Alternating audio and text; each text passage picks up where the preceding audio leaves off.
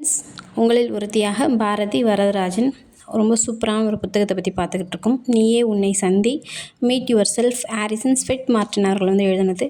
இதோட அடுத்த பகுதியாக நம்ம என்ன பார்க்க போகிறோம்னு பார்த்தீங்கன்னா, கடலில் விடியல் அப்படின்னு சொல்லிட்டு இவர் ஒரு பெரிய கடலில் இவர் ட்ராவல் பண்ணிட்டுருக்காரு. ஷிப் மூலமாக ட்ராவல் பண்ணும்போது அங்கே இருக்கக்கூடிய காட்சியை ரொம்ப இயற்கை அமைப்போடு இவர் சொல்கிறாரு. அந்த புகை மூட்டத்தோடு இருக்கக்கூடிய கடல் ரொம்ப இருண்டு இருக்குது. அதுக்கப்புறம் அந்த வெளிச்சம் வருது. அந்த ஒளிக்கீற்றுகள் பட்டு எப்படி அது மாறுது, கொஞ்சம் கொஞ்சமாக மாறுது. அதாவது அந்த வெளிச்சம் வந்த உடனே அந்த இருட்டில் இருந்தது எல்லாமே ஏதோ ஒரு மிகப்பெரிய இதுவும் நம்ம எட்டி பார்க்கும்போது குட்டி குட்டி எலி மாதிரி எதனா இருந்ததுன்னா எப்படி ஓடி போய் ஒளிஞ்சிக்கும், அது மாதிரி இருக்குது அப்படின்னு சொல்லிட்டு சொல்கிறாரு. நம்மளோட பயங்களும் அதே மாதிரி தான். நம்ம தேவையில்லாமல் பயப்படுறோம். என்ன ஆகிடுமோ ஏதாயிடுமோ அப்படின்றத பற்றி நம்ம எப்போவுமே பயந்துக்கிட்டே இருக்கிறோம் அப்படின்னு சொல்கிறாங்க. அந்த பயம் இல்லாமல் எல்லாருக்குள்ளேயுமே ஒரு தைரியம் கண்டிப்பாக இருக்குது. அந்த தைரியத்தை நம்ம கொண்டு வரணும். இதுக்கு ஒரே ஒரு வழி என்னன்னு பார்த்திங்கன்னா, நமக்கு நாம் உற்ற தோழனாக இருக்கணும். எப்போவுமே ஒரு திக் ஃப்ரெண்ட்ஸாக இருந்தால் என்ன சொல்லுவாங்க, நம்மளால் முடியலனாலும் அவங்க என்ன சொல்லுவாங்க, கண்டிப்பாக முடியும், முன்னால் கண்டிப்பாக முடியும் அப்படின்னு சொல்லிட்டு எப்போவுமே சொல்லுவாங்க.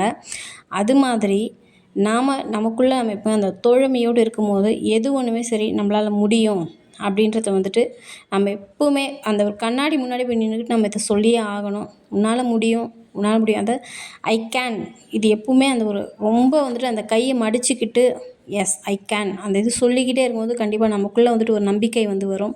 பயம் வெளியே விட்டு போயினே இருந்துடும் அப்படின்னு சொல்லிட்டு ரொம்ப அழகாகவும் ஆணித்தனமாகவும் சொல்கிறாரு. இவர் ஏற்கனவே சொல்கிற மாதிரி எவ்வளோ பெரிய பூட்டாக இருந்தாலும் சின்ன சாவி இருந்தால் போதும். தேவையே இல்லாமல் நம்ம எதையும் யோசிக்காமல் நம்மளோட லைஃப் நம்ம சந்திக்கக்கூடிய ஒரு அழகான ஒரு இது வரும் அப்படின்னு சொல்லிட்டு சொல்கிறாரு. அதாவது நிழல் எப்பயாவது தான் இருக்கும், ஆனால் வெளிச்சம் எப்போவுமே இருக்கும்.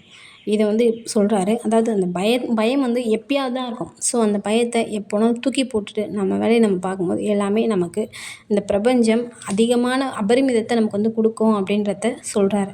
வாங்க இதுக்கப்புறம் எவ்வளோ சுவாரஸ்யமாக இருக்க போகுது அப்படின்றத பார்க்கலாம். Thank you friends. ஷேர் பண்ணுங்கள், லைக் பண்ணுங்கள், சப்ஸ்கிரைப் பண்ணுங்கள். மறக்காமல் ஃபீட்பேக்கை கமெண்ட்டில் சொல்லுங்கள். Thank you all.